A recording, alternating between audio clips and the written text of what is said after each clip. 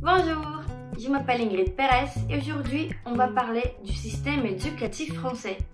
Alors c'est parti. Qui peut candidater? J'ai mis quoi dans mon dossier? Je peux choisir la ville. Je fais quoi quand j'arrive en France? On peut voyager? Ingrid, tu peux m'aider? Alors cette vidéo est un peu trop longue donc j'ai dû la couper en deux. Ça c'est la deuxième partie de la vidéo qu'on a commencé la semaine dernière. Allez, ciao! C'est aussi important de parler de l'organisation géographique. Moi, je suis dans la ville de Cavaillon, qui fait partie du département du Vaucluse, qui fait partie de l'académie d'Aix-Marseille, qui fait partie de la région PACA, Provence-Alpes-Côte d'Azur. Et pour les vacances, je suis dans la zone B. On a en France des régions académiques, des académies et des zones de vacances scolaires. Au sein de 18 régions académiques, la France est répartie en 30 académies. L'académie est la circonscription administrative de référence de l'éducation nationale. Quand vous faites votre candidature, vous ne choisissez pas une ville, vous choisissez une académie. Pour faciliter, je vous montre cette image que j'ai retirée du site de l'éducation nationale. On a différentes couleurs et ces couleurs représentent les régions académiques. Observez que dans une même région, dans une même couleur, on a une séparation par académie. Les lignes blanches ne marquent pas les villes, ça marque des académies. Et faites attention parce que connaître votre académie ne signifie pas que vous savez dans quelle ville vous serez affecté. Je parle de mon expérience. Quand j'ai reçu le mail qui disait que j'étais affectée à l'académie d'Aix-Marseille, j'ai pensé « Ah d'accord, je vais vivre à Marseille ». Mais non, parce que écoutez, dans mon académie, on a 4 départements. Et dans chaque département, on a plusieurs villes. Donc, et je vais lire maintenant parce que j'ai pas mémorisé tout ça. Marseille, Aix-en-Provence, Avignon, Arles, Carpentras, Orange, Cavaillon, Sorgues. Moi, je suis affectée dans la ville de Cavaillon, mais j'habite à Avignon. On va parler de ça dans d'autres vidéos à propos de logement. Je vais mentionner les zones de vacances scolaires. Tous les assistants n'ont pas les vacances en même temps. Ah oui, ça change.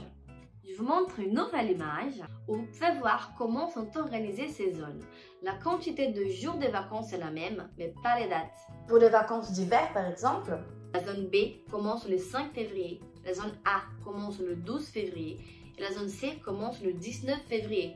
La zone B reprend les cours le 21 février, la zone A reprend les cours le 28 février et la zone C reprend les cours le 7 mars. Vous aurez probablement un professeur référent.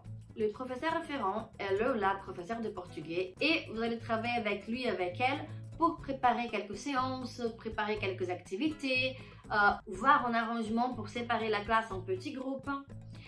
Et pourquoi j'ai dit probablement? Parce que moi, j'ai pas de professeur référent. Dans mes écoles, il n'y a aucune prof de portugais. C'est moi. C'est vraiment à moi de planifier le déroulement des séances, de faire le choix des contenus que je vais travailler, de tout préparer. Tout le matériel du début jusqu'à la fin, c'est moi. Donc sachez que probablement, si vous choisissez le primaire, vous n'aurez pas de prof référent. Ça peut changer, mais pour le moment, c'est comme ça. C'est important par contre de dire que je ne suis jamais seule. L'assistant ne peut jamais être seul avec les élèves. Dans mon cas, je suis la prof de portugais, mais il y a toujours la maîtresse dans la salle parce que c'est comme le fondamental 1. Donc il y a professeur regente et il y a les profs qui viennent pour les langues, pour l'éducation physique, enfin le sport. D'accord? Ok, ça y est, j'espère que cette vidéo vous a plu et qu'elle vous a aidé à mieux comprendre le système éducatif auquel vous ferez face si vous venez en France comme assistant ou assistante de langue. Si vous avez toujours des questions, vous pouvez les poser dans les commentaires, ici sur Instagram ou ici sur YouTube, je sais pas où vous êtes.